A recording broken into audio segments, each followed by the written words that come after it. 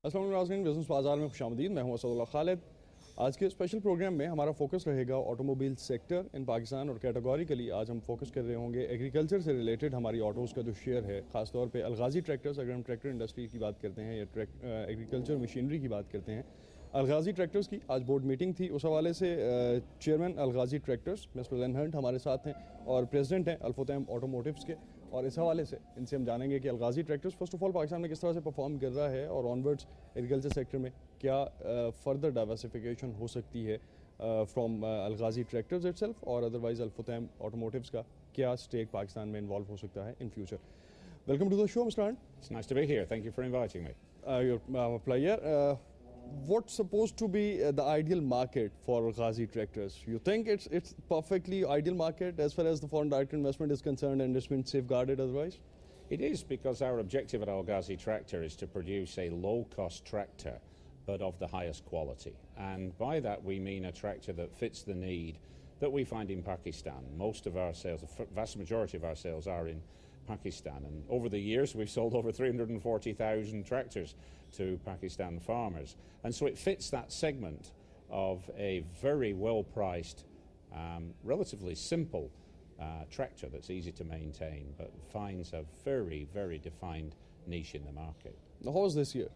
This year was, we were just celebrating last year actually in terms of the record performance, which was truly remarkable despite the terrible floods that we saw at the back end of the year.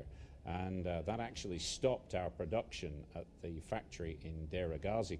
Thankfully we were not washed away, but the terrible floods caused a stop in production, but we managed to get going again at the back of the year. And what about sales? Sales were at the Sales were slightly back on the year 2009, but our overall profitability was up. So it was very close in terms of sales and production, but profitability moved forward. So it was a very nice annual general meeting where we could report to the shareholders an increase in profitability. So what exactly you are offering to the shareholders? Well, we were looking at obviously the dividend was paid out today and or announced to the shareholders, which they were very pleased because we maintained the dividend from last year. So our shareholders were pretty happy people. How much increase from the previous year payout? Well, it was the same level, but at 400% over the 2 years. They were very, very happy. So what about the new market development? Like, are you satisfied with 300 units sold in a year, or moving on with certain other things? Well, we've been kind of at the 30,000 units per year level now for a couple of years. So we think we can get probably more business.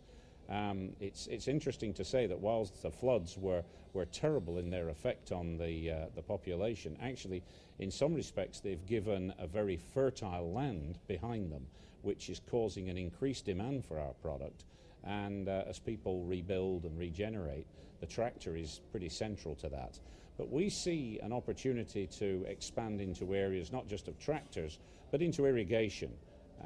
If we can help the really terrible water crisis in Pakistan, where we see ourselves running out of water, by better use of water in drip irrigation systems. Like that seems like to reservoirs, or is it something other? Rather than the traditional mechanisms of irrigation, which are flood irrigation, we can actually lay pipes in a farmer's field with little nozzles, and that increases the productivity of the farmer per acre, but also conserves water, especially if you compare it to a flood irrigation system.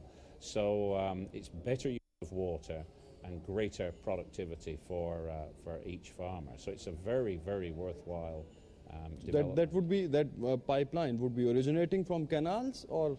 It's well, you can use actually the pump on the back of the tractor to pull from reservoirs or from ditches or from tanks, where you can mix the fertilizer, pesticide in there and deliver the right amount of water, pesticides, fertilizer to the plant you're growing at a very controlled rate. It's where science and technology in a simple manner can come to a very effective use in a farm. What number exactly you are planning to pour in investment terms? Well, we're investing in technology from the pipe work, which is special materials, from pumps. So it's a considerable investment alongside actually an investment by the government who've laid aside funds to help the farmers. We're just waiting for release of those funds. But it's a joint effort between people like ourselves at Al-Ghazi, the government and the farmer. So it's a very, very worthwhile effort, considerable amount of investment. What sort of response you are getting from the government side, from the regulatory issues? The government have been, I have to say, very, very supportive, despite the incredible pressure on the government from recent times and ravages like the floods. But the funds have been allocated. They just need to be released. So we're eagerly awaiting the release of the funds, as I'm sure are the farmers.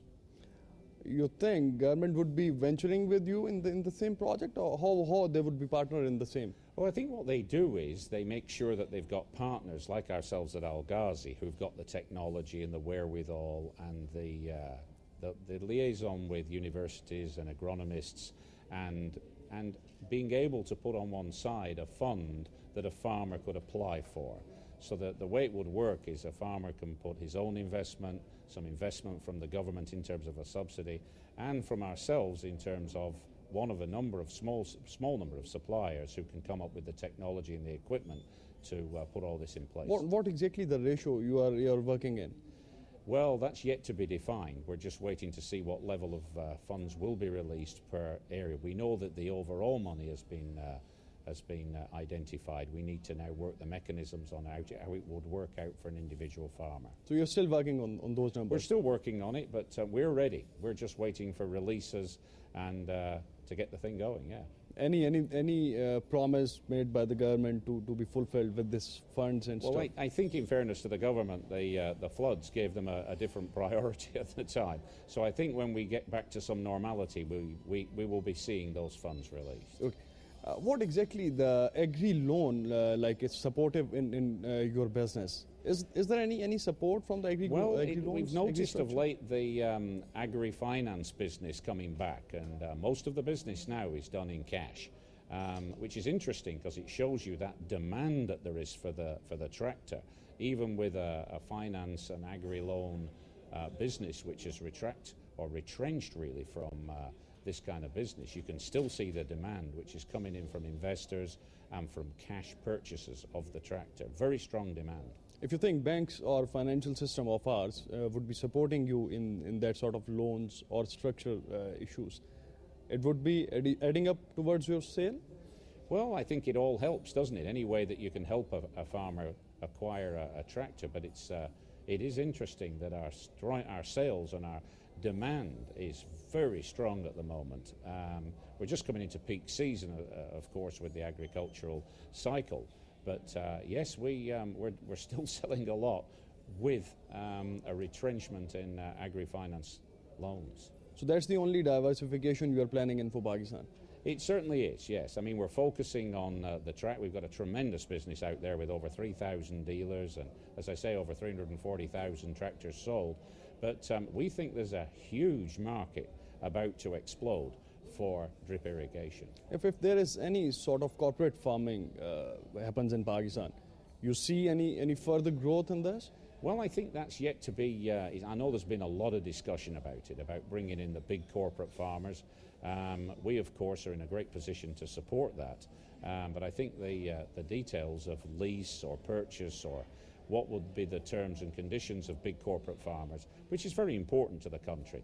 But I do see Pakistan being open for that kind of development. There's vast areas of land which could be put to great use. You are satisfied with the agri-policies of Pakistan? I think they can be a little inconsistent at times. We've just seen a little bit of trouble around the sales tax and the excise duty, which is causing a little bit of concern out in the market. But I think overall, if you take the big picture, Pakistan government, Pakistan people are committed to agricultural development, which we play a part. Where do you see Al-Ghazi tractor down the line, like if you're talking about 2011, 2012? I still think it's the same mix. You know, it's interesting watching other vehicles, how they get computers and more specification. And our tractor's been the same for many, many years. And I think keeping that magical formula of good engineering, reliable engineering at a cost people want to pay is the way we develop the business and just make it available to more people. So the business model. You're considering carbon emissions somehow as well? Well, eventually that will come. I think as you see the market developing for further emission standards, we will make the necessary changes. But just in Pakistan at the moment, we're still working to the same specification. Right. आज हम एक break लेंगे. Break के बाद जब वापस आएंगे तो मिस्टर लिनहन से हम गुफ्तगू का सिलसिला जारी रखेंगे और categorically mid east market, gulf market को ऑटोमोटिव साइड जो है उसको देख रहे होंगे और ट्रेडिंग और डीलरशिप साइड जो है at least as far as automobiles are concern, cars are concern, उस हवाले से हम मज़ीद बात कर रहे होंगे. Stay tuned.